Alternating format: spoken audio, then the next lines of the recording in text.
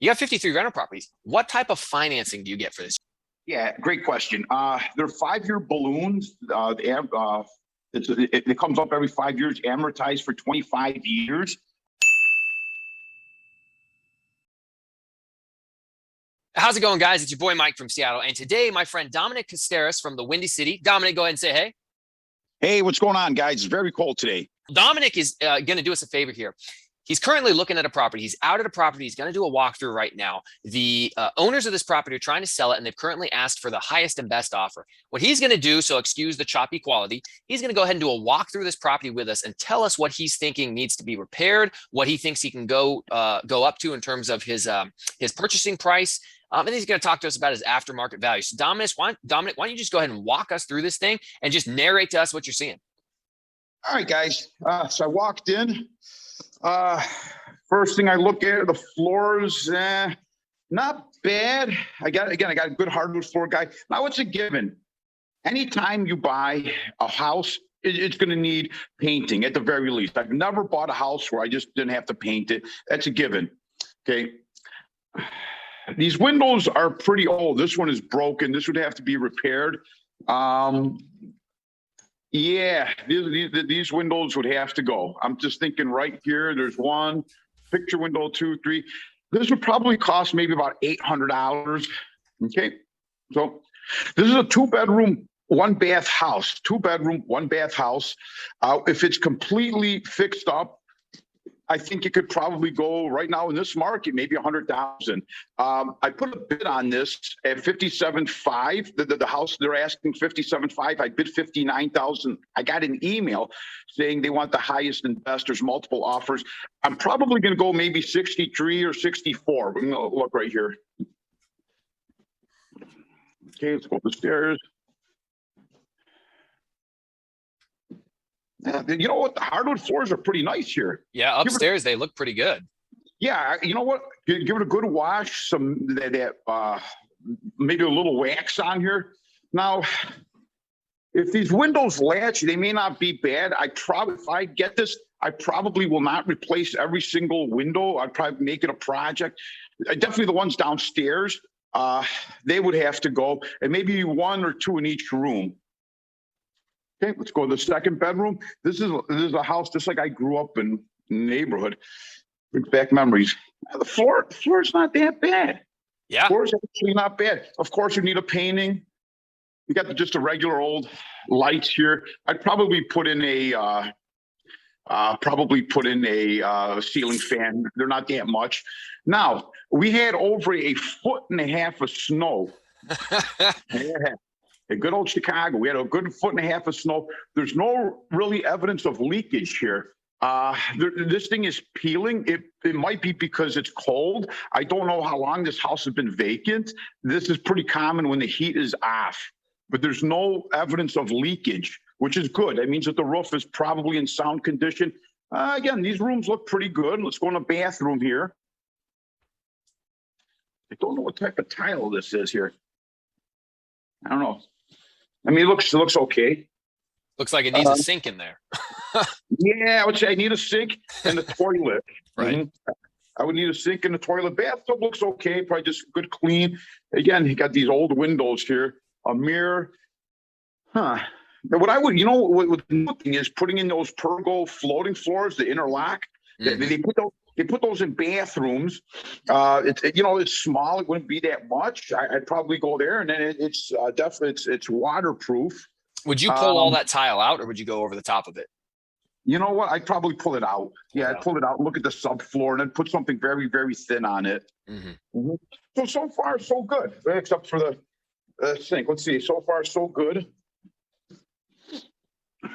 We're going to. Oh, here we go. The living room. Yeah. Yeah, there's some flooring work right there. Yeah.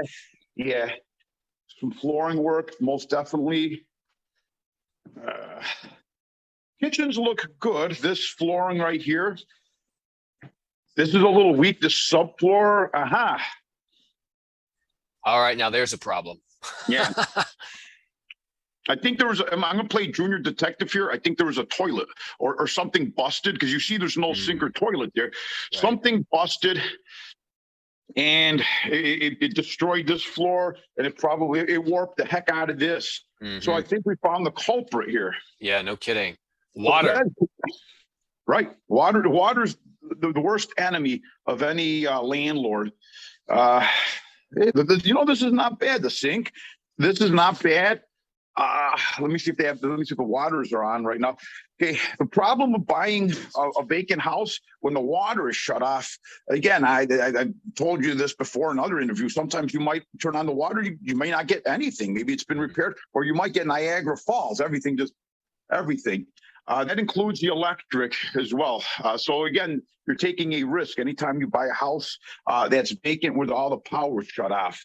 But yeah, I'd say this is probably the cost of this project, because you don't know if the plumbing's been taken care of. It's just a simple putting in a sink and a toilet. Right. Yeah. All right, let's go in the. Let's see. Okay, bear with me here. The lights are off. Going into a basement. Ooh, and I see mold. I'm going to muffle up a little bit here. Yeah, doesn't have a mask on him, but he doesn't want to breathe it in. Yeah, I got a heavy jacket. Yeah, mold.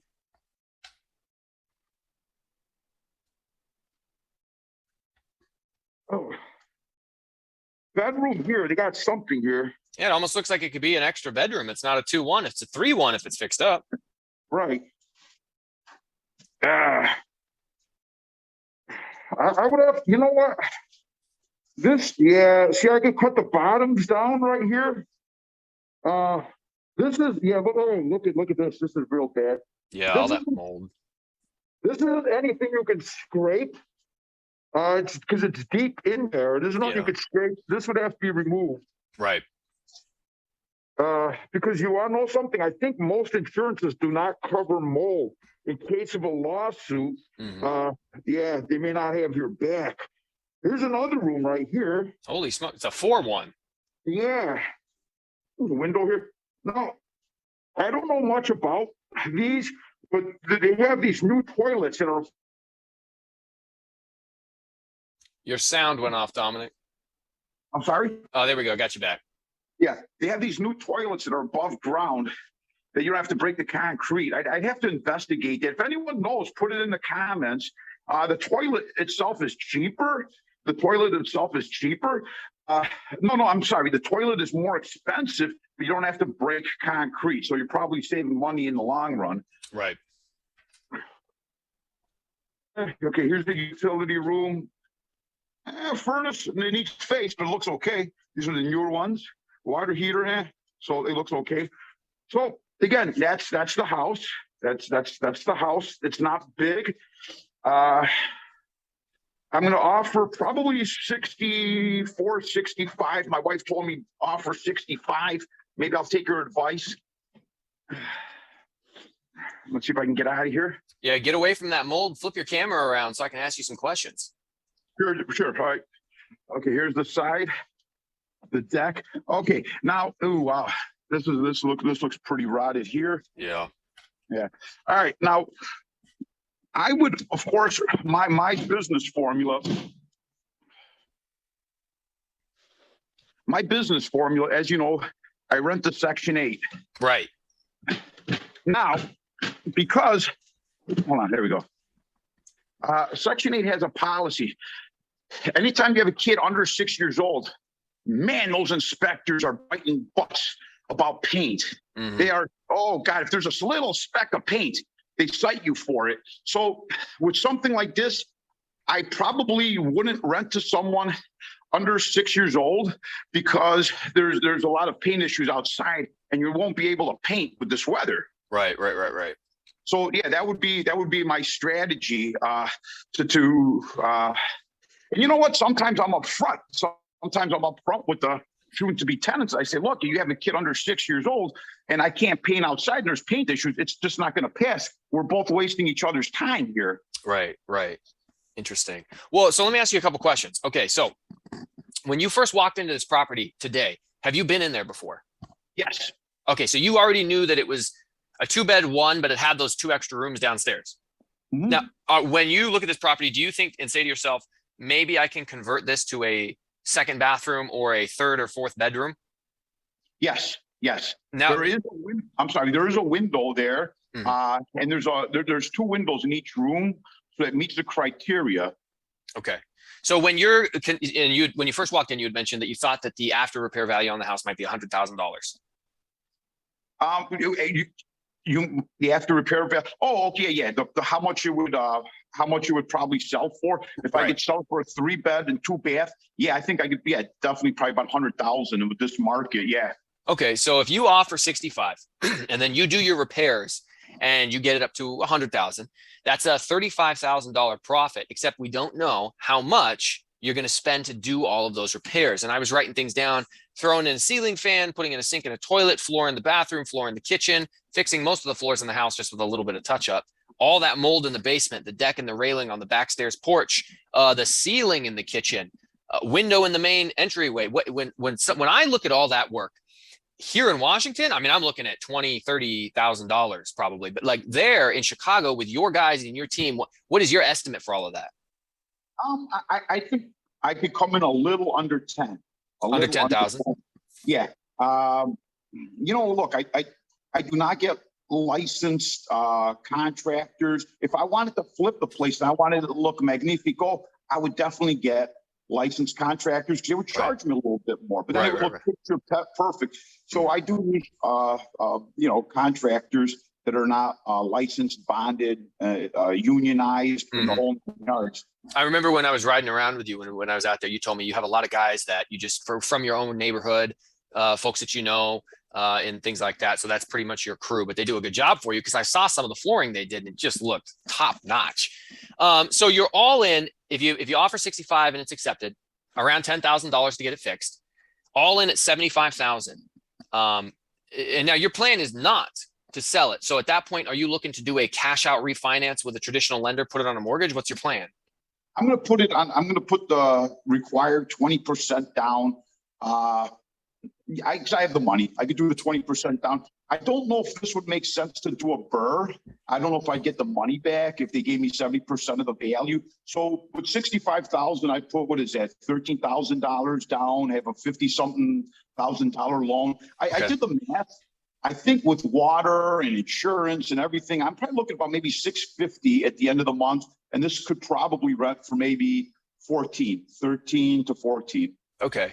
So no on the cash out refinance. However, you gave yourself a whole bunch of equity after repairing the property. You buy it for 65 on a loan, and then you do your repairs, you get it updated. And then you get a tenant in there for $1,400 and your mortgage payment, principal, interest, taxes, insurance, and I guess you pay the water out there. Okay, yep. So you pay for the water. You're looking around $650. So and you're renting for $1,400. So you got a $750 a month spread on that. That's pretty good. Mm-hmm.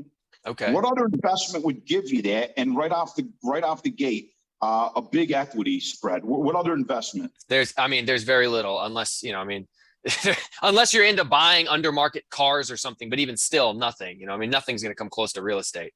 Okay. So I understand the concept. I understand the strategy, and for our next video, what Dom and I are going to talk about is, can I do what he's doing? And I think if I lived there, I could probably do what he's doing. But my concern is I don't live there. I'm not there to manage contractors and all this stuff. So we're going to talk about what I could do to implement his systems and buy some of these houses like he's doing. But before we leave on this one, Dom, when do you find out if you get this property? If you submit your offer today, when will you find out? The 15th of February. Okay, that's when they're going to review. All right, interesting. Was there anything else that you would want to let folks know before we take off? Again, listen, it's basic math. It's basic math. You want, at the end of the month, you want your expenditures to be like this, but your profit always has to exceed your expenditures. Again, it's basic math. If I did this in my head and my expenditures at the end of the month were like this, and I just barely made, maybe 50, 75,000 a month, it would be a horrible deal. Mm-hmm. Okay. Again, it's just something that's very basic. It might sound complicated to someone who hasn't done it, but once you do this, there gets to be a formula, a rinse and repeat type of formula. Right.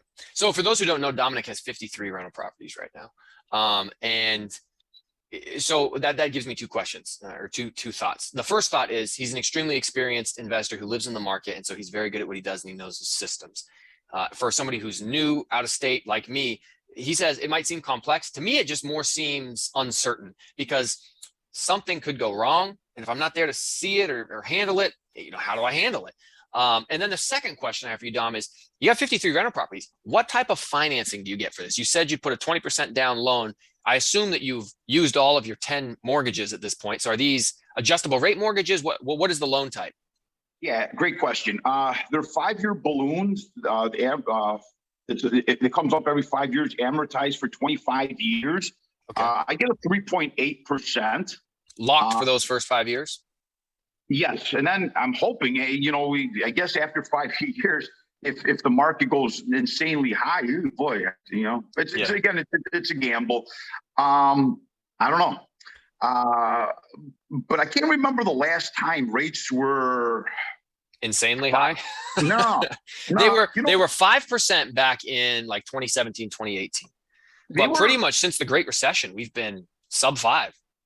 I remember I bought my first house in 1996, and I remember my dad telling me, "Man, you got a great rate. I got it for 8% because they bought, when they moved to the neighborhood, they paid I think 12%, like in the mid 70s, 74, what have you. They thought that my 8% was just a steal."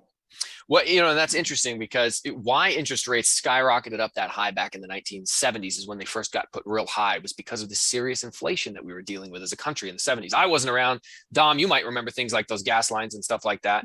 But so my fear would be with the current inflationary market. Now you've got it locked in for 5 years.